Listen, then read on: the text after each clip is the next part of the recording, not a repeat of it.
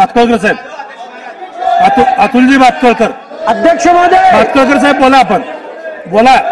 भातखळकर साहेब mic चालू. अध्यक्षजी, माझ्या कांदिवली पूर्व विधानसभेमध्ये काल परवाच्या पावसामुळे पश्चिम द्रुतगती महामार्गाला लागून असलेली गंगानगर झोपडपट्टी, त्या ठिकाणची भिंत कोसळली, टॉयलेट कोसळलं आणि त्यामुळे तिथल्या रहिवाशांमध्ये भीतीचं वातावरण निर्माण झालेलं आहे.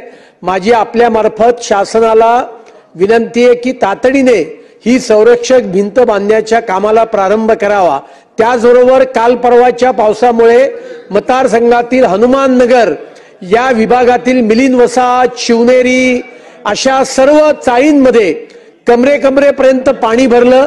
या सर्व लोकांकरता मालाड अप्पापडा या ठिकाणी 200 PAP उपलब्ध आहेत.